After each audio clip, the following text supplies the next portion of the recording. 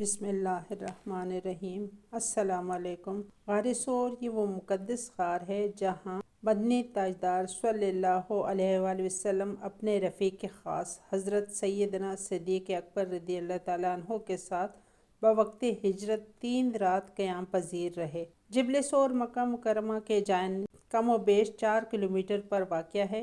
اس غار کی یہ خصوصیت ہے کہ اس کے اندر جو کوئی بھی اونچی آواز میں بات کرتا ہے تو باہر آواز قطعی نہیں آتی، اور جو کوئی غار کے باہر آہستہ بات بھی کرے تو غار کے اندر بہت تیز آواز آ جاتی ہے۔ غار ثور کے واقعے کی طرف بڑھنے سے پہلے ویورز میری آپ سے درخواست ہے، اس ویڈیو کو بنانے میں بڑی محنت کی ہے۔ اگر آپ نبی کریم صلی اللہ علیہ وآلہ وسلم سے عشق و محبت کرتے ہیں تو اس محبت کے صدقے میں میرے چینل کو سبسکرائب اور لائک کریں۔ جب اللہ تعالیٰ نے حضرت محمد صلی اللہ علیہ وسلم کو مکہ سے مدینہ منورہ کی طرف ہجرت کی اجازت فرمائی تو اللہ تعالیٰ نے فرمایا کہ آج کی رات آپ اپنی کاشانہ مبارک میں نہ گزاریں۔ چنانچہ جب رات کا وقت آیا اور تاریکی چھا گئی اور قریش نے چونکہ پہلے سے یہ عہد کیا تھا کہ نعوذ باللہ آج رات کو آپ صلی اللہ علیہ وسلم کو شہید کر دیا جائے گا، انہوں نے آپ صلی اللہ علیہ وسلم کے گھر کا محاصرہ کر لیا۔ آپ نے امانتیں جو لوگوں نے آپ کے پاس رکھوائی تھی وہ حضرت علی رضی اللہ تعالیٰ عنہ کو سونپی اور ان سے کہا میرے بستر پر سو جاؤ اور کل یہ امانتیں لوگوں کو واپس کر کے مکہ مکرمہ سے مدینہ منورہ ہجرت کر دینا۔ نبی پاک صلی اللہ علیہ وسلم ایک مٹھی خاک لے کر مشرکین مکہ کی طرف پھینکا، جسے اللہ تعالیٰ نے تمام مشرکین کی آنکھوں کے اندر ڈال دیا، اور حضور صلی اللہ علیہ وسلم سورہ یاسین کی تلاوت کرتے ہوئے ان کے پاس سے آرام سے گزر گئے۔ کسی کو کانوں کان خبر تک نہ ہوئی، وہ غنودگی میں سوئے رہے، اور حضور صلی اللہ علیہ وسلم وہاں سے حضرت ابوبکر کے گھر تشریف لائے اور حضرت ابوبکر صدیق کو لے کر غار ثور کی طرف روانہ ہوئے۔ جب صبح قریش نے دیکھا کہ حضور صلی اللہ علیہ وسلم بستر میں نہیں ہیں بلکہ حضرت علی اٹھ رہا ہے تو انہوں نے پوچھا کہ حضرت محمد صلی اللہ علیہ وسلم کہاں ہے؟ تو حضرت علی نے جواب دیا مجھے معلوم نہیں۔ حضرت ابوبکر صدیق نے اپنے آقا علیہ الصلوۃ والسلام کو اپنے کندھوں پر بٹھا کر اس پہاڑ کی بلندی کو طے کیا، اللہ اکبر، تاکہ اگر تعاقب میں آنے والے مشرکین پیروں کے نشانات دیکھیں تو انہیں ادراک ہو کہ 2 افراد نہیں بلکہ ایک ہی شخص کے پیروں کے نشان۔ جبل ثور کی انتہائی بلندی، دوسری جانب کچھ نشیب اور پھر بلندی پر ڈھلوانوں کی جانب غار ثور واقع ہے۔ شب ہجرت 28 یا 29 صفر جس میں چاند غروب ہوتا ہے۔ جبل ثور مکمل تاریکی میں تھا اور اس پر سنگریزے بہت تھے، جیسا کہ آپ دیکھ سکتے ہیں۔ اوپر جانے کا راستہ نہیں تھا، اس لیے کہ یہ تقریباً 13,000 فٹ اس بلندی کو سطح زمین پر دیکھیں تو یہ فاصلہ تقریباً 2.5 میل پیمائش ہوگا۔ اتنی بلندی پر عام طور پر اہل عرب جانے سے گریز کرتے ہیں، اس لیے راستہ دشوار گزار تھا۔ ایسی صورت میں کہ رات کا اندھیرا ہو، ننگے پیر ہوں، سنگریزے ہوں، صرف پنجوں کے بل چلنا ہو اور سارے جہان کا بار لیے ہوئے سرور کونین صلی اللہ علیہ وسلم کندھوں پر ہوں، سبحان اللہ، سوائے سیدنا حضرت ابوبکر صدیق کسی کے بس کی بات نہیں۔ غار کے دھانے پر پہنچ کر حضرت ابوبکر صدیق عرض کرتے ہیں، یا رسول اللہ صلی اللہ علیہ وسلم، آپ یہاں ٹھہریے، میں پہلے اندر جاتا ہوں اور غار کی صفائی کرتا ہوں تاکہ کوئی کیڑا یا جانور آپ کو نقصان نہ پہنچا دے۔ غار میں متعدد سوراخ تھے، اپنی چادر سے ٹکڑے بنا بنا کر تمام سوراخ بند کر دیے، صرف ایک سوراخ باقی رہ گیا اور موجودہ کپڑا ختم ہو گیا۔ حضرت سیدنا صدیق اکبر رضی اللہ تعالیٰ عنہ نے اس سوراخ میں اپنے پاؤں کی ایڑی رکھی اور حضور صلی اللہ علیہ وسلم کو ادب سے اندر تشریف لانے کو کہا۔ آپ غار میں تشریف لے گئے اور ابوبکر صدیق رضی اللہ تعالیٰ عنہ کے زانوں پر سر رکھ کر آرام فرما ہوئے۔ اسی غار میں وہ سانپ سالوں سے حضرت محمد صلی اللہ علیہ وسلم کے دیدار کا خواہش مند تھا۔ آپ کے غار میں تشریف فرما ہونے پر غار منور ہو گیا۔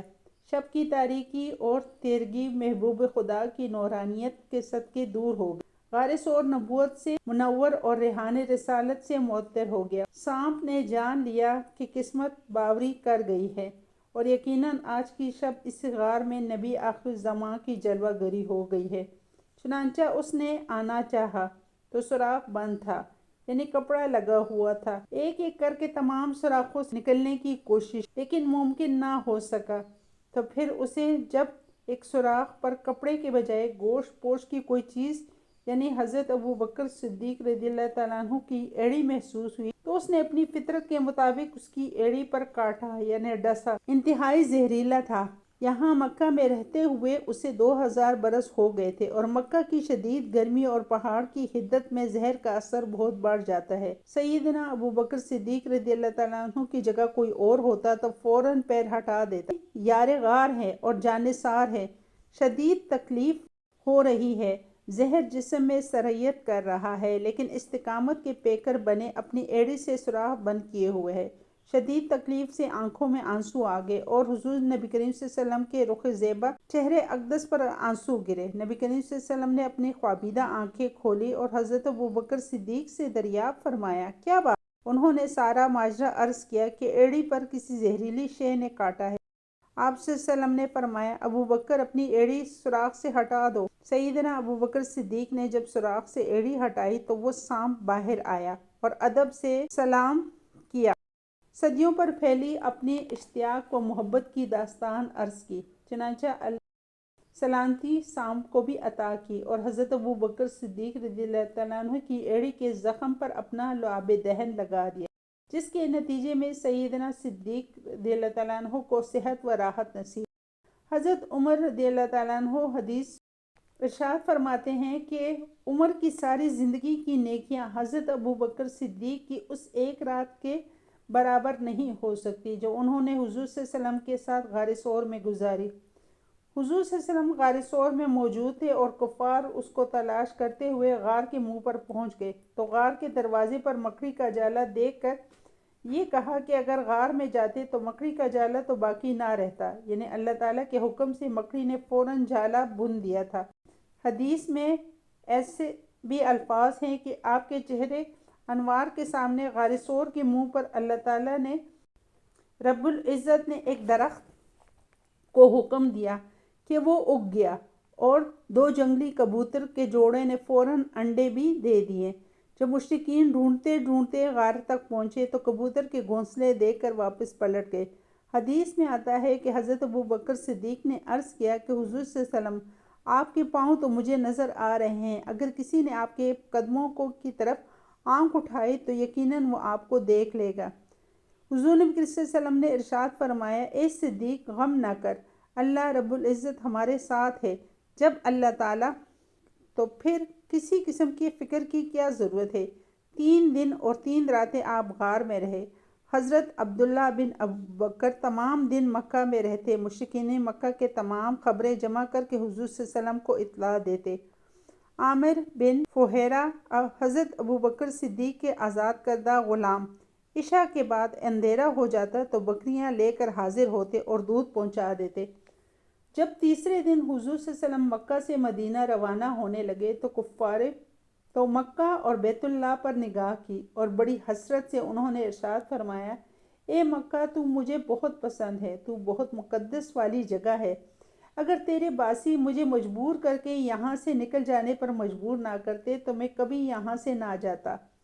باہر نکلتے ہوئے اللہ تعالیٰ سے یہ دعا بھی کی کہ یا اللہ مجھے یہاں سے اچھے طریقے سے نکالنا اور جہاں جا رہا ہوں یعنی مدینہ منورہ وہاں اچھے طریقے سے رکھنا اور اپنی طرف سے میرے لیے نصرت اور بندوبست فرمانا۔ اس لیے مدینہ منورہ میں آپ کے لیے خوشیاں ہی خوشیاں تھیں۔ دعا ہے اے اللہ ہمیں حضور صلی اللہ علیہ وسلم کے صدقے بخش دے اور مغفرت عطا فرما دے تاکہ دنیا جہان کی تمام تکلیفیں دور ہو جائے اور دنیا جہان کی خوشیاں نصیب ہو جائے۔ اللہ حافظ۔